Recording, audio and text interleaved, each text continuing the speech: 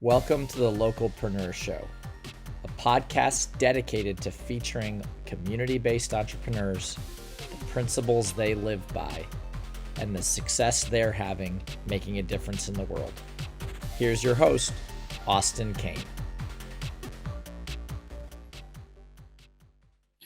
Welcome everybody to another episode of the Localpreneur Show, where we're highlighting home and local service businesses on how they're changing the lives of the people around them and making a difference in their community. Today, we've got Vince with Vertex Mechanical out of Stevens, Pennsylvania here on the episode today. And Vince, we're really excited to have you here and be able to share your story. Let me turn things over to you here for a second and introduce yourself and your company, a little bit about who you guys are, so that way the listeners can get a little bit of understanding about you guys. Awesome. Well, thank you. Thanks for having us on. The company is, we just actually had a 20th anniversary last week. Oh, so, wow, congrats. Which is kind of cool to have. Yeah. So that was kind of an interesting milestone. Actually kind of snuck up on me. It was like all of a sudden somebody reminded me, hey, it's like, wow. Yeah, it's here. So anyway, so that was pretty cool. But so we've been doing this for 20 years. We do heating and air conditioning as our primary thing, but we do all home services. We actually, in the maintenance and service world, we do plumbing, electrical, all that stuff also. But our big niche here is we chase the stuff that most other guys don't like to do. We have a very special group of guys here that's willing to jump in on stuff that's difficult. And I kind of live in that world myself, where I actually enjoy the challenge of, hey, everybody else said no, can't be done, and we want to come in and figure a way around it. So that's why I get up every week anyway. It's to come in and find that next challenge that's everybody's saying no to. Absolutely. So we enjoy that, and like I said, I have a group of people around me here that can tolerate and succeed in it, shall we say. So they actually make you look good every day. So yeah, no, that's great. That's great. I love that mentality too, waking up and, hey, everyone else said no, but I'm going to figure it out. I like to kind of to live my life that way too. So, well, perfect. Well, Vince, what you're here for today. And for those of you who don't know what the Localpreneur Show is, or maybe it's your first time listening, really, again, what we're here about is to highlight how Vertex Mechanical is making a big difference in their community. We see this common thread through home service companies that they're all pouring back in their communities. They're engaging with the people that are around them. And ultimately, they're changing the lives of the people in their service area and maybe even much further than that. So this podcast is all about sharing those stories. And again, we get the pleasure of having Vince tell Vertex Mechanical's story today. So Vince, let's jump in and let's talk a little bit about the impact that your organization is making in your local community. What are some of the organizations or charities or groups that you guys are a part of and pouring into and help making a difference in their lives? Well, there's quite a few actually, and we tried to actually include our employee base in on this too. So it's not just a Vince thing. Vince wants to do this or that. It turns into more of a company thing. So we let guys actually throw a name out there or something that they would like us to consider, and we'll look at it. And if it's up to our values and things that we want to do, and is in alignment with who we are, we'll go for it. So some of them that came up though, a few of them that I thought I'd talk about is the one is Little League, just in general. I played baseball when I was a kid, loved playing baseball. I look back on that and I look at the impact that had on me and learning how to be a part of a team and things like that. And I look at what we're dealing with today with the culture of business in general, where, sometimes it's hard to get people to understand what team is about and the culture of that. And so I look back in those days and I look, that was actually a critical time for me to understand that. And so when I see some of our local little leagues and stuff that are maybe a little, they're struggling maybe to get their funds together or keep things going, we felt like we really wanted to do something a little bit different. So this is probably going about 8 years ago. I approached our local AAA stadium. And I say local, they're actually a little bit outside of our territory, but they were kind of chasing me for years to come in and sponsor a night. And I was like, listen, I have no reason to be sponsoring anything that far away from here. But in remembering that, I kind of went back up to them and said, listen, if I can bring my local little league team and their families up here for a night, I said, now we have something that's going to make some sense for me. And so they actually became very helpful in kind of coming up with ways that we can help the Little League fundraise and then make an event that is more geared around them than it is Vertex. So instead of it being a Vertex sponsored night, even though I'm paying all the bills, we actually turned it into more of a Cocalico Little League, our local Little League evening, where it kind of surrounded the night around them. So in those negotiations, they were able to offer us up, tickets. At first I was paying 50 cents a ticket and then letting the kids sell them, for whatever the face value is, for like $8 or something. Yeah. So that was their fundraiser. Over the years, we got it to now to the point where they will give us as many tickets as we want for free. That's awesome. So that's even better yet. So that turns into be their one of their bigger fundraisers where, we encourage the kids and the coaches all to take free tickets. You guys get to go free. That's on us. But then go ahead and sell them to the family members, $5, make it just an easy $5. And then invite people, from around the area to come up, and then that's your fundraise. And so they do, generally they'll sell, anywhere. The one year I think we had, might have been close to 1,500 tickets sold. Awesome. So at $5 a piece, that was a nice little deal. And so then it brings the night. So we want to try to make the night exciting, so they're not just showing up to a baseball game. We tell the kids, hey, any kids that show up in their jersey at 6 o'clock, which is an hour before the game starts, they get to go out and they get to play catch on the field. And it's, you don't think it's a big deal, but when you're like 7, 8 years old, Yeah.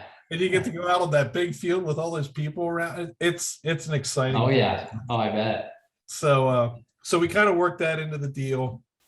And then a few years, maybe a year or two after that, we actually enhanced it even more by, hey, the team that sells the most gets to stand at the bases during the national anthem, with, the Reading Phillies player.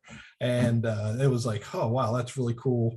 And then we had, I don't know. Anytime you go to a baseball game, there's like 30 first pitches, right? Everybody has a right. Yeah. So we did arrange that the guy that sells the most gets the first pitch, but it's the official one that starts the game. Oh, very cool. So that was kind of cool. And then the runner-up got to call the play ball game. Yeah. So we turned the whole night into just this event, and we do it all really. Boy, I think the whole thing, everything that we just talked about, there's happening in the first 60 minutes. So it's like fast and furious, moving from one to the next. And we just turn into a good time. But then I also piggyback that by taking my whole team up there, and we usually, have the whole third base side to ourselves, with food and everything to make it an event for them too. That's cool. Yeah. But yeah, it's a lot of fun. It raises money. It kind of brings some awareness. This year is going to be the first year where we're actually going to invite 2 additional little leagues that are in the different leagues. So we have 2 different townships or 3 different townships that are going to actually compete against each other in a Facebook campaign up to the event. That's going to make a determination to who's going to get a bonus check from us the night of. Nice. So we're hoping to enhance on it and make it a pretty big deal. We got rained out. Well, not rained out, but last year we obviously couldn't go because of COVID. So it's kind of a bummer to miss it. But it gave us a whole year to kind of think of how we're going to make it a little bit better. Yeah, absolutely.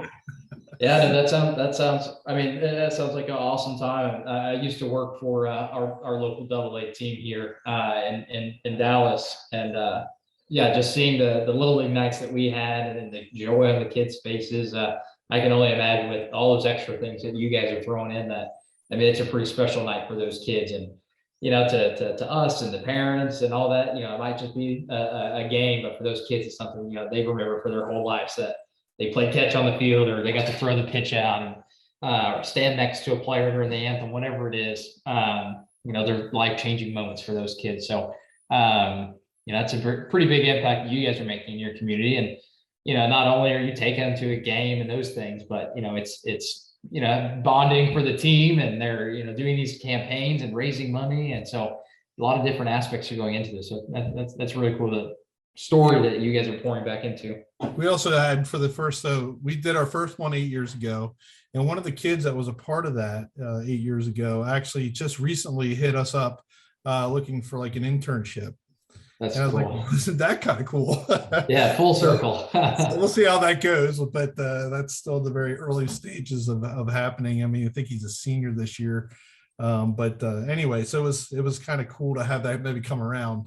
Yeah. Yeah. See, life-changing experience, you know, it's a baseball game and now he's coming to you for a job. It obviously left some impact on his heart. So, Yeah, yeah, that's awesome. Anything else that we wanted to note on before we kind of to move into the next part?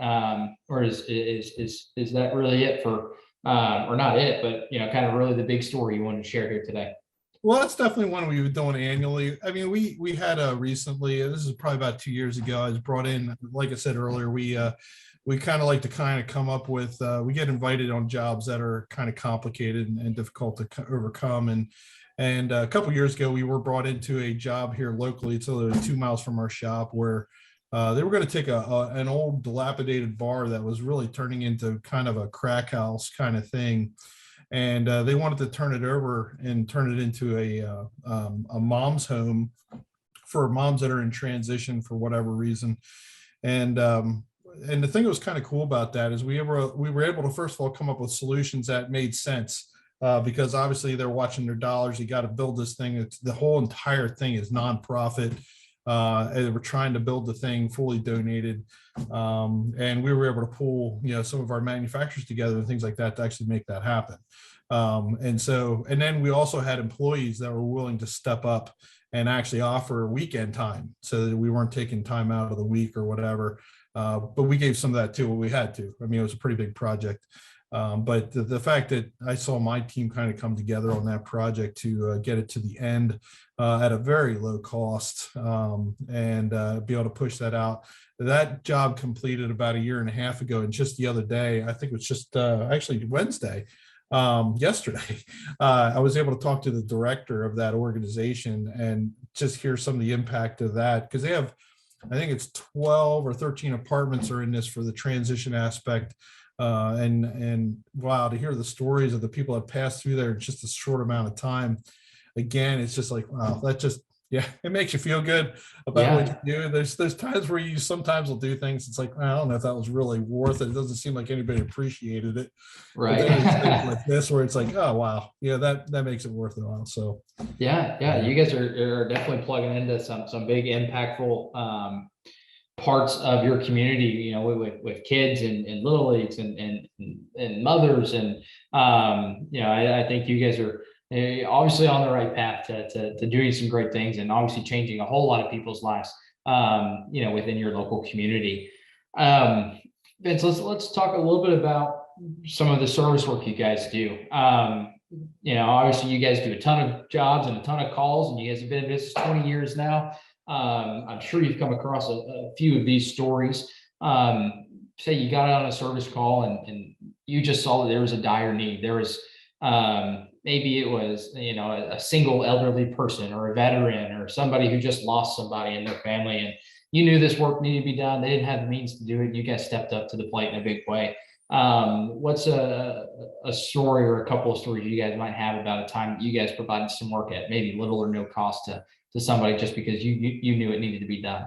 absolutely. Yeah. So we get into quite a few of those. We work closely with several ministries close by to us that will kind of point us into the right directions. Again, this is a place where, you know, it's not that we're not willing to help everybody out, but there are people out there that will take advantage of the situation and then they take away from others that don't do that. So we try to be somewhat selective, or at least we try to understand the situation that we're getting into. But we do get involved in situations where people will, you know, push them towards us because we know that we have the ability to send somebody out, diagnose a problem, and you know, sometimes it's a simple fix, and then it's just, hey, we got this. just wash it away.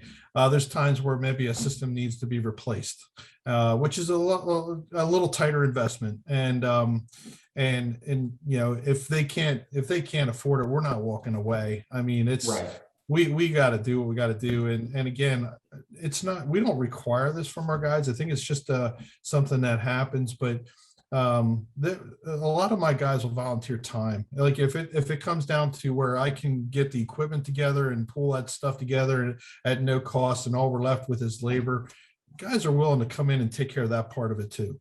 And it really depends on the year. Some years we get a lot of these requests or run into these things, and then there's other years like this year, for whatever reason, we haven't had a lot. And I don't know if there's just not a need or what, but we've been in situations too where a service call was called out because their oil burner wasn't working. Well, the reason it's not working is because you don't have any oil in your tank.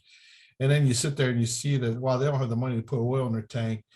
Well, one of the things that we do a lot of geothermal, and in doing that, we're a lot of times removing somebody's oil system or heat or whatever else they have, but we do there's a lot of oil in our area. And when we go to put the geo in, they have a half a tank of oil sitting there that have to get disposed of or get rid of. And so we offer the services just pumping and storing. And so we have these big totes where we store it. And then, the deal is if we find somebody like that or out on a service call where they need a couple gallons of fuel to get them through the next couple weeks or whatever it is, we'll just go grab one of those totes and just drop it in their tank. It really didn't cost us anything. I mean, it's just the time it takes to pump it out of somebody else's tank and move it over to theirs. Yeah. And so it's just one of those things. And then again, the what you get back from people where you help them out in that way, they're just so grateful. And man, that just doesn't, there's no words to what that does, in a line of how it makes you feel. It's just so great that you just wanted to go out and do it again. And so we do look for the opportunities as much as we can get. And like I said, some years there's a lot more than others. This year it seemed to be quieter than some of the others. So. Right. Yeah, no, absolutely. Well, and I think those are great opportunities. It shows the people in your area that you guys aren't just there to make money. You're obviously there to run a business, and I think everybody understands that. But you guys are also there to take care of the people that are truly in need in your community, and ultimately the people in your community are your potential customers. So the better you take care of them, obviously the better they're going to think of you guys, and which I think full circle helps you guys out in the end because of just word of mouth and how other people might know somebody else and say your name here and there. So I totally agree with that. I mean, it's not about this, but the thing is, I do feel like there's this, there's a give back attitude, at least in our area, that if somebody even hears, like even that Little League thing, I mean, when people hear that you're giving out and you're doing that, they make an extra effort to actually utilize you when they need services, because they know that, hey, part of their money is going to go to helping out these other people. And so, yeah, what goes around comes around, and I'm a firm believer in that all day long. Mm-hmm. Yeah, no, absolutely. Me too. Well, let's shift gears and also talk about your organization. Obviously, you guys are doing a lot in your community and the service work you do. So that obviously requires some great people around you and your circle under your roof.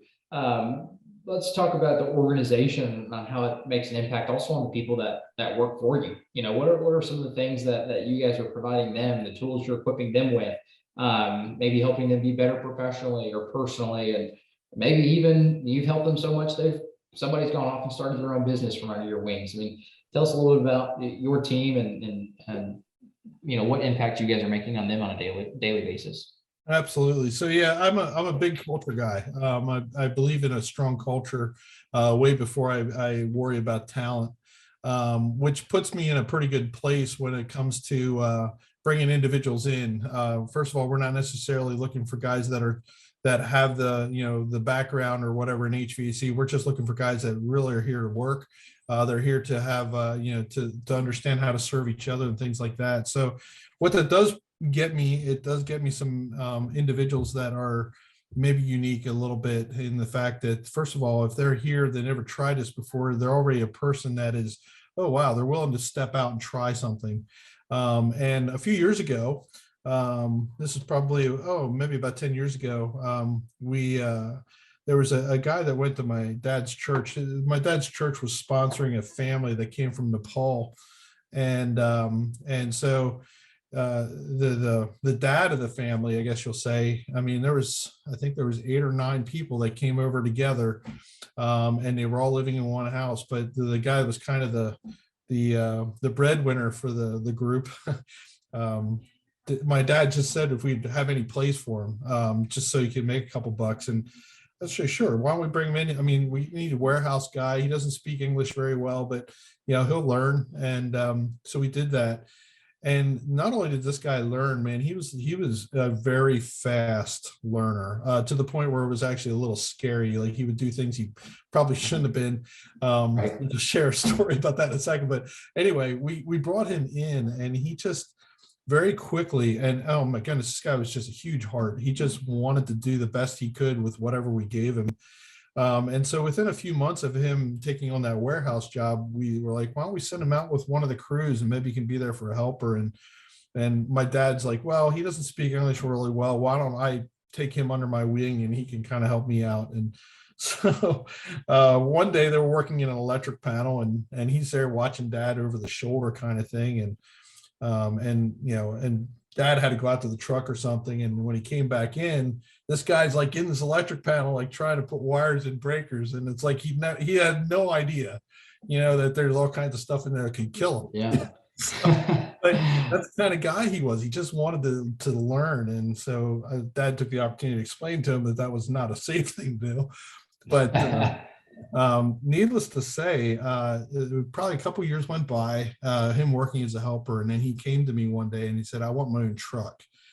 And so I enjoyed the fact that he had that much spunk, but at the same time, I'm like, listen, what we do is already sometimes a foreign language when I'm talking to a customer. And I said, and if you have a language barrier on top of that, I said, it's really, really tough. So if you can go get yourself some English coaching, you know what, I'm willing to at least consider it. And oh my goodness, within 6 months, I mean, this guy was speaking English about as good as anybody does. And so we held to our promise and got him a truck, got him leading up a few jobs, and things were going really well. It went probably about a year and a half. And all of a sudden he comes into my office and says, hey, I really like doing what I'm doing. I'm going to do it by myself now. I'm like, oh no. So anyway, so all that work, and he went off on his own, and I kind of helped him out in that too, and getting started. He actually, there was a community of Nepalians that actually did all kinds of things. There was a drywaller, there was another guy who was kind of like a carpenter, and he was kind of the guy that everybody called for heating and air conditioning or electrical work or whatever. And so that's where he was going to get his start. He was going to get his start by working with that group of people and helping where he could. He said he was working so much over the weekends that he would come in Monday tired to work for me. So I'm like, well, I guess I'm not losing anything. So anyway, so yeah, he got a start. That's probably 3 years ago now. And he's actually doing pretty well. In fact, there's days where he's actually bidding against me now. So, well, I think it's still an amazing story though. I mean, he came from just, working at the bottom of the company, and even learned a different language to take the next step. And now he's got his own business, and really partly because of the way maybe you pushed him and helped him in those ways. So, still an incredible story. Obviously, it's one more competitor in the area, like you said, but you can at least know it's a competitor that maybe runs his business exactly like you do, still giving your business and your industry a good name in your area. So I think that's the positive side of it. So absolutely. Well, Vince, I know you shared a lot here today. Any final thoughts or comments that you want to leave with the listeners here today before we wrap up today's episode? No, not really. I do appreciate the fact that you're doing this, by the way. Kudos to that. Yeah, absolutely. Thank you. I really, I know a lot of companies that are a lot like mine that want to give back and do their thing, and we all kind of do it quietly. I mean, it's actually where I prefer. I don't need it to be a headline thing, but at the same time, it's it's good to see it happening. Right. And then to be able to talk about it a little bit there's nothing wrong with that. I appreciate that. So Yeah. yeah, thanks for having me on. Absolutely, absolutely. I can't take all the credit here. There's people above me that had this idea and started it, and I'm just lucky enough to execute on it. So glad to have you here on the episode today. And for everybody listening, look forward to sharing the next episode with you guys of the Localpreneur Show. So thanks again, Vince, and have a great rest of your day. Thank you. Thanks again for listening to the Localpreneur Show. For more of our daily content, feel free to check out Josh or Austin's LinkedIn.